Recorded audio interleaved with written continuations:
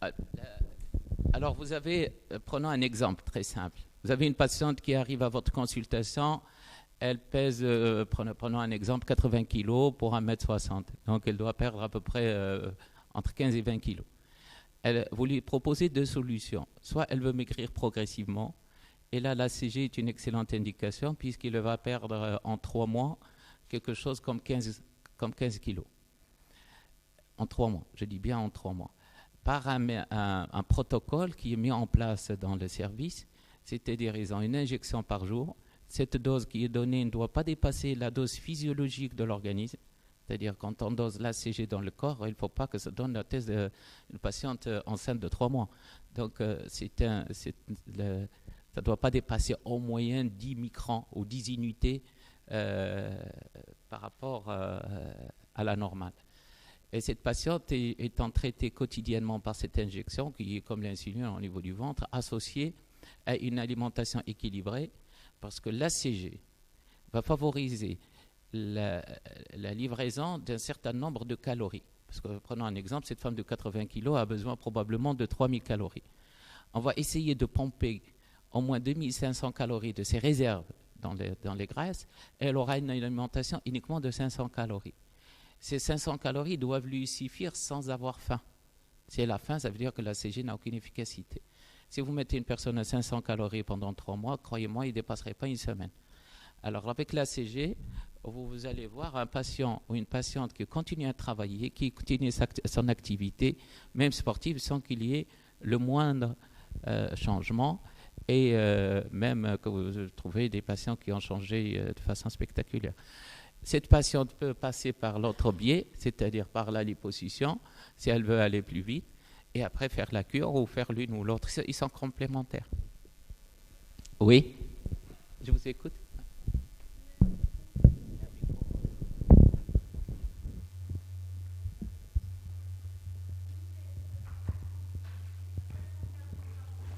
Oui.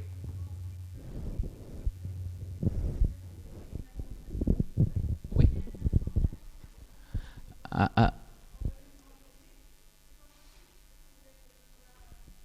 Ouais. Oui.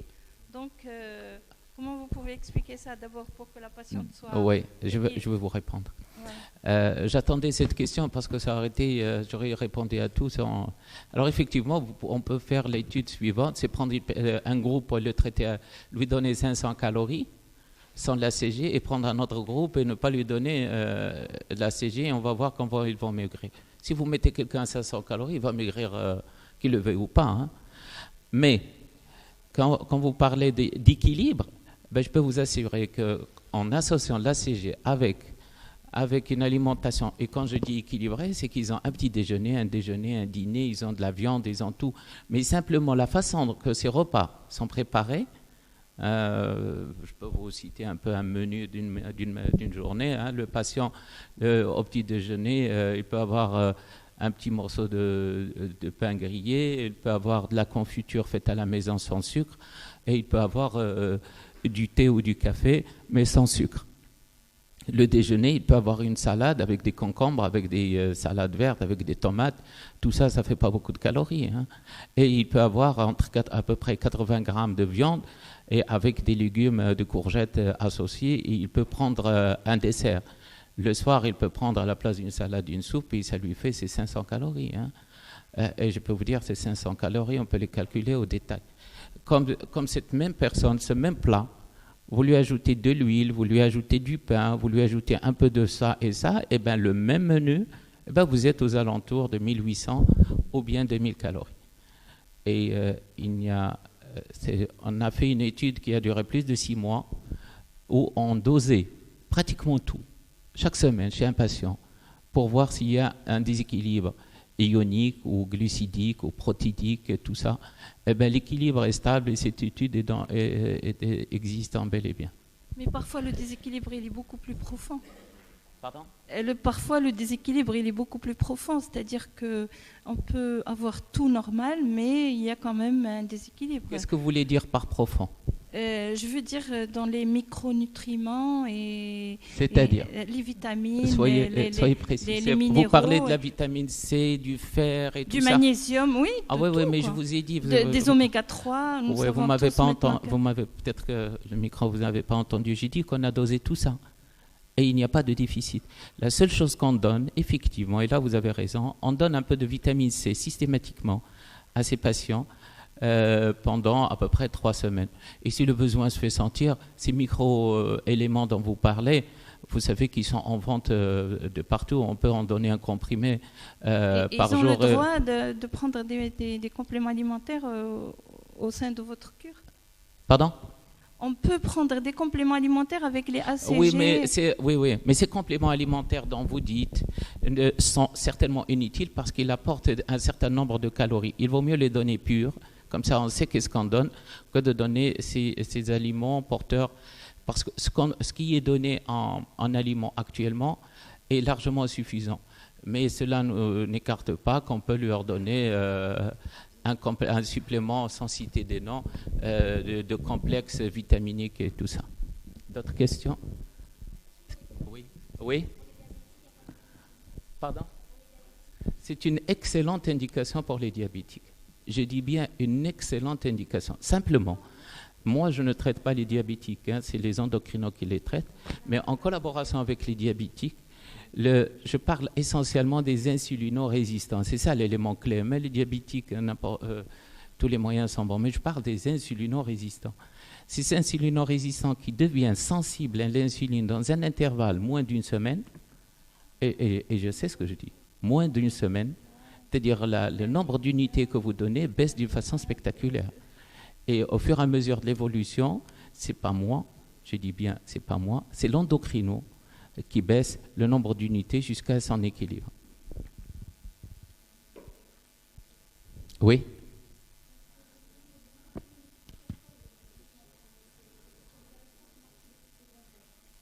Aucun effet secondaire, tout simplement. Ouais. Hein? Ah oui, oui.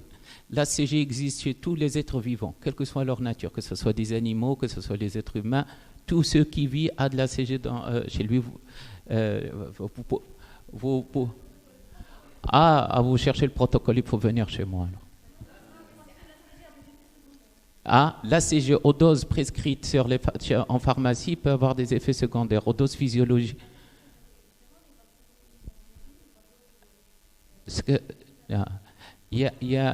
Chaque personne a un taux d'ACG dans son corps. Vous, moi, n'importe qui a de l'ACG. Mais laissez-moi terminer.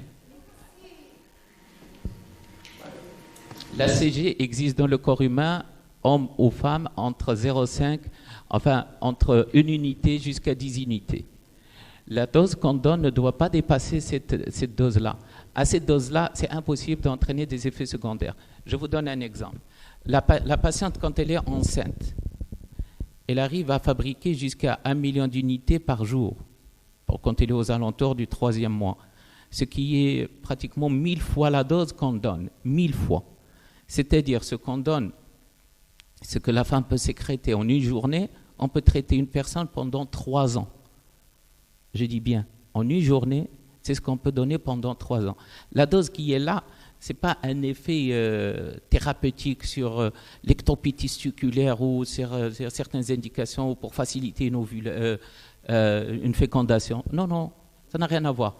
L'ACG a une centaine d'actions. D'ailleurs, c'est elle qui est à la source de la création d'un fœtus dans le corps humain. Une femme qui a l'ACG qui tombe, qui s'effondre, ça veut dire soit qu'il y a la mort fétale, soit qu'il n'est pas enceinte. Donc c'est un élément de surveillance de l'existence d'un bébé dans le ventre. Si on rentre dans le détail, je pense que ça va durer au moins 2 heures. Hein. Oui. Exact. La testostérone. Non, qui a dit qu'on assimile la testostérone? Non, c'est elle qui parle de ça. L'ACG, parmi les actions pour vous et moi que la sécrétant, elle a une action sur la testostérone. S'il y a une baisse chez vous ou chez moi de cette substance stimulante de la testostérone, vous allez produire plus facilement une obésité viscérale. Donc, quand il y a cette baisse, c'est là où il y a une irrégularité. Mais l'élément clé, pourquoi il n'y a pas d'effet secondaire, il ne faut pas, on ne donne pas les 5000 unités de prégnil qui existent. Pas du tout. On donne et je dis bien quelques unités, hein, c'est pas quelque chose aux doses thérapeutiques qui est prescrite. Ouais. J'ai dit 40 jours pour perdre 10% du poids. Ouais. Ouais. Je pense une dernière question. Ouais. Ouais.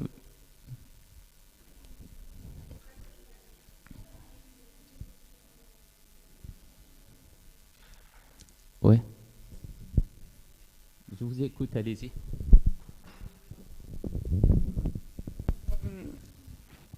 Vous, en donnant l'ACG, vous tendez... J'ai l'impression que ça va tourner uniquement autour de l'ACG.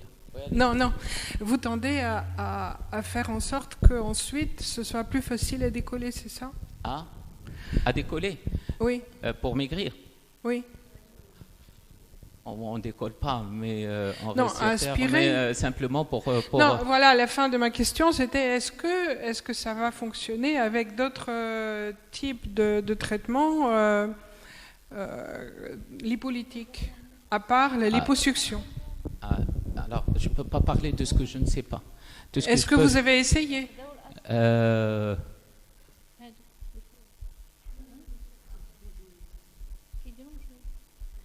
Sans commentaire. D'autres questions? Non, comment?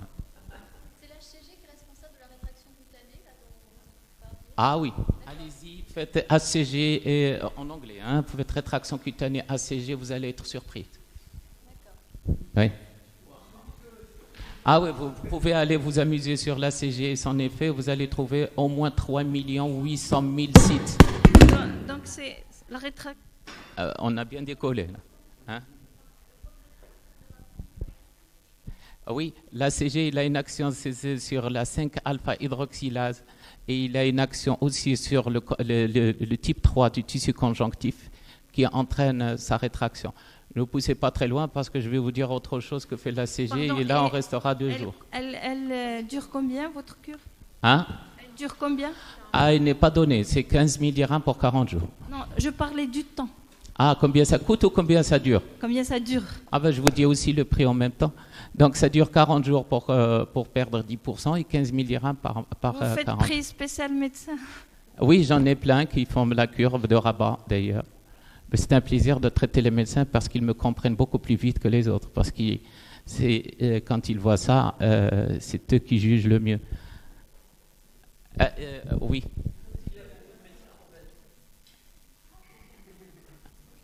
À vous demander au conseil de l'ordre, il vous dira mieux que moi, je ne sais pas, sincèrement. J'en ai quelques-uns que je traite, mais je ne veux pas retenir la parole ici. Il y a une dernière question, il me demande depuis tout à l'heure. Vous avez dit que les patients diabétiques de type 2, donc sous votre protocole, n'avaient plus besoin d'insuline.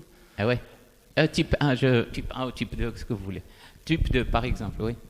Parce qu'en principe, ce que je connais, c'est qu'une fois que le diabète type 2 est diagnostiqué, il y a déjà 50% du capital de cellules langueurs anciennes qui est épuisé, que ces patients n'ont plus. Alors, ça me désole de vous donner des réponses entrecoupées comme ça parce que c'est une question qui mérite une grande réponse. Tout ce que je peux vous dire, c'est que la cellule graisseuse est une glande endocrine qui sécrète énormément d'hormones. Entre autres, la résistine. La résistine est une substance qui s'oppose à l'action de l'insuline. Quand vous faites de l'ACG, l'ACG a un bras assez lent d'acide aminé qui entraîne une intralisation, c'est-à-dire elle pénètre dans le noyau cellulaire, qui agit sur le phénomène d'action de la résistine, qui la neutralise. Ce qui fait l'insuline, quand il arrive au niveau du récepteur de la cellule graisseuse, l'absorption graisseuse se fait plus simplement. Je pense que j'ai compliqué la réponse en vous donnant ça. Non, mais tout ce que je peux vous dire, tout ça, vous le trouvez sur Internet. Hein. Ainsi soit-il, oui. Alors, le site, vous mettez, pour aller plus simple, comme ça vous aurez plusieurs sites qui s'ouvrent en même temps, vous mettez Tazilipo, T-A-Z-I-L-I-P-O à Google et vous avez les 5 premiers sites, vous les ouvrez, vous avez les réponses dedans.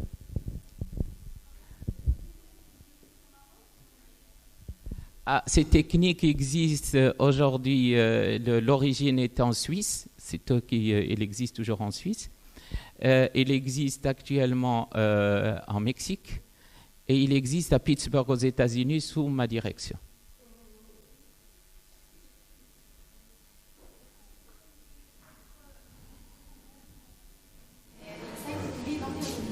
Elle est publiée dans plusieurs revues. Comme je vous ai dit, rentrez là où je vous ai dit avec Tazilipo et vous allez trouver au moins une dizaine de publications. Il y a une dizaine. Il est publié dans la revue américaine. Il y a un livre que j'ai publié avec un groupe d'Américains qui est très connu. C'est l'Hypoplastic Surgery de 1997 et tous ces travaux sont... Et ce qui est intéressant, c'est d'aller visiter le côté vidéo dans le site. Et là, c'est merveilleux parce que vous allez voir in vivo la cellule graisseuse et vous allez faire un voyage intéressant dans la cellule graisseuse. Je tiens à vous remercier. Je suis désolé de vous avoir pris tout ce temps. Merci encore une fois.